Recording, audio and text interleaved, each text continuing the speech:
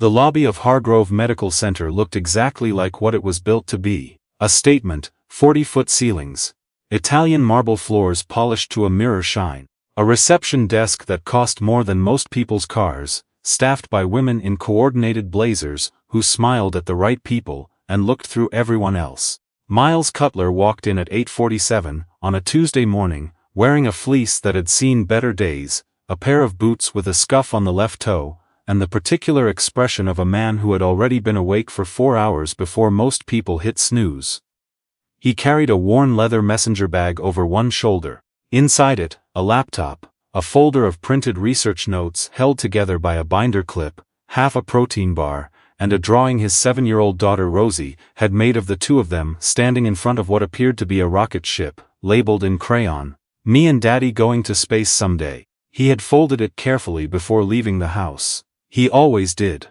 What happened in the next 12 minutes would have been unremarkable, except for one detail. The woman who decided Miles did not belong in that building would spend the rest of the week trying to explain herself to people who could not understand how someone that smart had made a mistake that enormous.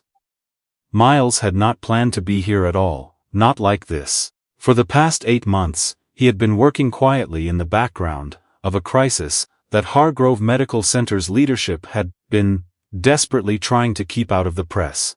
Their patient data migration system, a $22 million overhaul intended to integrate records across 11 facilities, had developed a catastrophic synchronization failure. Patient histories were fragmenting across servers.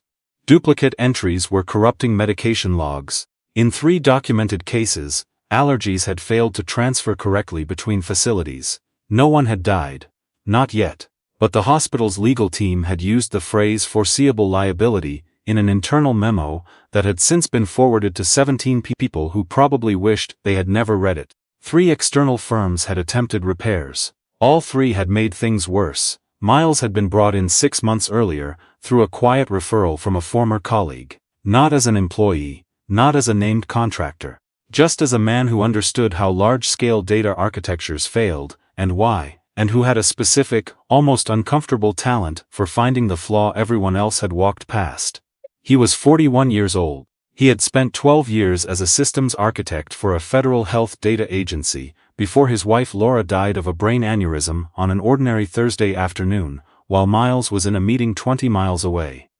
Rosie was 4 at the time. Miles quit his job within the month, took on freelance work, built his hours around school drop-offs and bedtimes, and the particular math of single parenthood, which is less about money and more about time and how little of it there ever is. He drove a 2009 Subaru Outback, with a cracked rear bumper, that he had been meaning to fix for approximately 2 years. The back seat held a booster seat, a library book 3 weeks overdue, and a jacket Rosie had declared she no longer needed. On the one cold morning, she would absolutely need it. He parked it in the visitor section of the Hargrove main campus lot. He was early. This mattered later. The security desk near the main entrance was staffed by a man named Carl, who nodded Miles through after checking the visitor log. Miles signed in, clipped on a visitor badge, and crossed the lobby toward the elevators. He had a 9 a.m. meeting on the 14th floor with Hargrove's chief technology officer and a subset of their executive team. It was not a presentation, exactly. It was the moment Miles would walk them through the solution he had built. A complete architectural rerouting of the synchronization protocol that would not only fix the current failure, but prevent the 3 most likely cascading failures the existing system was quietly incubating. He had been up until 1:30 finishing the documentation. He had made Rosie's lunch at 5:45.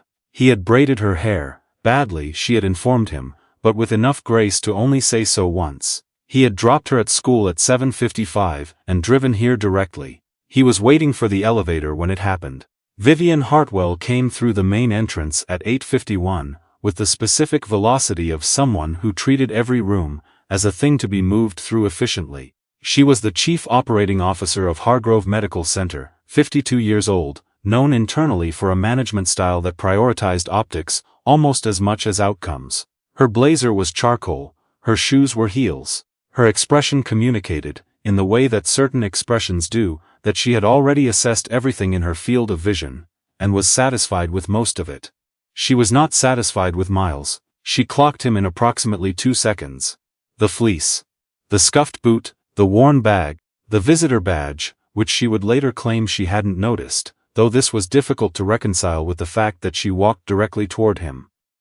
"Excuse me," her voice carried the texture of someone accustomed to being obeyed. "Are you here for maintenance?"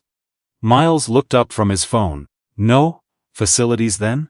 We have a contractor orientation on the second floor. I have a meeting on 14. He said it without edge. "Just information." Vivian looked at him the way people look at a sentence that doesn't parse correctly. Then she turned to Carl at the security desk. "Did you sign this man in for the executive floor?" Carl, who had worked at Hargrove for 11 years, and possessed the diplomatic acuity of someone who had navigated 11 years of institutional politics, said carefully, "He's on the visitor log, Miss Hartwell." "For what meeting?" A pause. "The 9 a.m. on 14. Vivian turned back to Miles. Something had settled in her posture that was not quite rudeness, but was adjacent to it in a way that required plausible deniability. "I'm going to need to verify that. The 14th floor is executive only. We don't," she paused, seeming to choose words, "typically have open access visits up there." "I'm not an open access visit," Miles said. He was still calm. People who have spent years managing chaos in small kitchens at 6 a.m. develop a specific relationship with patients. "I've been consulting for the hospital for 6 months. My contact is Dr. Avani Mehta." Vivienne did not visibly react to the name, which suggested she recognized it, because people who don't recognize a name usually react to it. "I'll need to confirm that before you go up." She turned to Carl again. "Please have him wait." Then she walked to the elevator, pressed 14, and was gone. What happened next took about 9 minutes. Carl, to his credit, confirmed Miles' appointment within approximately 90 seconds of Vivienne leaving. He told Miles as much, with a small apologetic shift in posture that communicated clearly how he felt about what had just happened. Miles thanked him and said it was fine. He was not sure it was fine, exactly. But Rosie had asked him that morning, with the particular earnestness of a 7-year-old, who had recently become interested in fairness, whether it was better to be angry at people who were mean, or to feel sorry for them. Miles had told her it depended on the person. She had considered this for approximately 4 seconds and then said, "I think both at the same time is okay too, Daddy." He had thought about that most of the drive over. He took the elevator to 14, and arrived at the conference room at 8:59. The room was large and quiet, and full of the kind of people who are accustomed to receiving information, rather than discovering it. 8 executives around a table. A wall of windows overlooking the city. Coffee that no one was drinking. And Vivian Hartwell, already seated, who looked at Miles when he entered with an expression that was impossible to fully read but contained, somewhere in it, the beginning of a calculation being revised. No one introduced her to him. She had not known who he was before.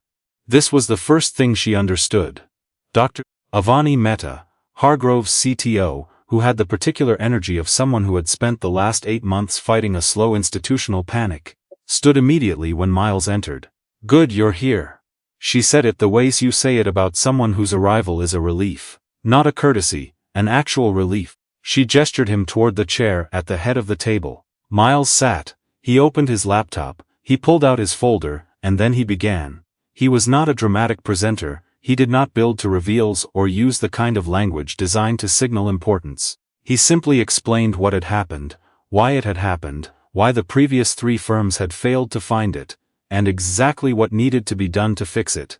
He used language that was technical where it needed to be, and plain where it could be. He drew a diagram on the whiteboard, in dry erase marker, freehand, that 3 people in the room would later describe as the clearest explanation they had ever seen of a problem they had been living with for 8 months. 20 minutes in, someone asked a question that had been bothering the internal team for weeks. Miles answered it in about 40 seconds, another question, another answer. He did not hedge, he did not overqualify, he simply knew. There is a particular quality to expertise that has been earned through actual problem solving, rather than institutional credential gathering, and it is recognizable in the same way that silence is recognizable after a long period of noise. The room had it by 9:30. Vivian sat still. She was not a person who showed a great deal, but something was moving behind her expression that had not been there 30 minutes earlier. She looked at Miles the way you look at something when the ground beneath your understanding of it has shifted. At 9:41, the hospital's general counsel leaned forward. "Mr. Cutler, we'd like to discuss an exclusive engagement before you leave today. Given the scope of what you've laid out." "I appreciate that," Miles said. "I do need to leave by 11:15 though. My daughter gets out of school at noon and her usual after school." He paused the way parents pause when they are doing the arithmetic of care out loud. "Pickup isn't available today." The room received this the way rooms receive human information when they have just spent 40 minutes recalibrating their understanding of a person. "We can absolutely work around that," Dr. Mehta said immediately, and then one of the junior executives, a man named Darren, who had been quiet for most of the meeting, asked a logistical question about timing, and whether Miles' car was in the main lot, because validation stickers were required for anything over 2 hours, and he wanted to make sure. Miles said his car was fine. He'd parked in Visitor. There was a beat. Dr. Mehta looked at her phone. She had received, while Miles was presenting, a forwarded notification from Carl at the security desk, who had taken it upon himself, with the quiet moral authority of someone who had watched something unfair happen and decided to document it. To log the incident with Vivienne Hartwell at 8:51 and flag it to the CTO's office, as was technically within his purview. She had not said anything during the presentation. She had simply read it and set her phone face down. Now she looked at Vivienne directly. "Did something happen downstairs this morning?" The room was very quiet. Vivienne said nothing for a moment that lasted longer than it needed to. Then she said, "I had a brief interaction with Mr. Cutler in the lobby. I wasn't aware of who he was. You asked him if he was there for maintenance." Carl had noted in his log. Dr. Mehta had read this 3 times. She did not repeat it aloud. She did not need to. The general counsel looked at the table. One of the other executives looked at the window. Darren found something on his notepad that required his full attention. Vivienne Hartwell was not someone who had built a 30-year career by being unable to read a room. She understood what was happening. She understood it clearly and completely, and that clarity was its own kind of consequence. The particular weight of recognizing, in a room full of people, that the mistake you made was not just wrong, but was the specific kind of wrong that reveals something true about you that you would have preferred remain private. She turned to Miles. "Mr. Cutler." A pause. "What happened in the lobby this morning was not acceptable. I made an assumption based on," another pause, shorter this time, "nothing worth defending. I'm sorry. It was not a corporate apology. It did not contain the passive construction of if you felt, or any misunderstanding that may have occurred. It was the kind of apology that costs something to say." Miles looked at her for a moment. He thought briefly about Rosie's question from the morning. Angry or sorry for them? Both at the same time is okay too. "Thank you," he said. "I appreciate that." He meant it. Not because what happened hadn't landed somewhere in his chest with the familiar weight of a thing that happens too often to people who look like him or drive cars like his, or show up in buildings like this wearing fleece instead of charcoal.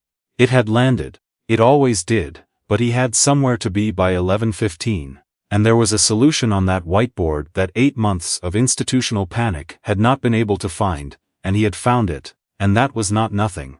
That was in fact, exactly the thing he had driven here in his cracked bumper Subaru to do. The meeting concluded at 10:50. Miles Cutler walked out of Hargrove Medical Center at 11:02 with a signed letter of intent for an exclusive consulting engagement worth more money than he had made in the previous 4 years combined. He would later use a portion of it to pay off Laura's remaining medical debt, which had followed him like weather for 3 years. He started a $529 for Rosie. He did not buy a new car. The Subaru, he decided, was fine. It got Rosie to school, it got him where he needed to go. Some things you keep not because you can't afford to replace them, but because they are part of the specific, irreplaceable texture of a life you have built. He picked Rosie up at 11:58. She was wearing one shoe, having lost the other somewhere between recess and the pickup line, in a manner she declined to fully explain. "How was your meeting?" she asked, climbing into the back seat. "Good," he said. "Did anybody be mean?" He thought about that for a second. "A little bit. At the beginning, but then what?" "But then I did my work," he said, "and it was okay." She considered this with the gravity of someone processing new data. Then she located her missing shoe under the seat, held it up triumphantly, and announced that she wanted tacos for lunch, and also that her rocket ship drawing was the best thing she had ever made. He told her he agreed on both counts. 3 weeks later, as the remediation work began, and word spread through Hargrove's executive floors. The way things always spread, not through announcements, but through the particular current of people telling other people what they'd witnessed. Employees started saying his name with a different kind of weight. Not because of the contract, not because of the $22 million system he was quietly repairing while everyone else had failed. Because of the lobby, because of the fleece, because of the way he had sat down at that table after being made to feel like he didn't belong in the building. And had proceeded, without drama or bitterness, to be the most important person in the room. In the hallway outside the 14th floor conference room, someone had stuck a small handwritten note to the whiteboard that still held Miles' diagram in dry erase marker. No one claimed credit for it, no one took it down for 11 days. It said, "Don't judge the map by the messenger." Vivian Hartwell, for her part, did not lose her position. That is not always the way these stories go, and it would be dishonest to pretend otherwise.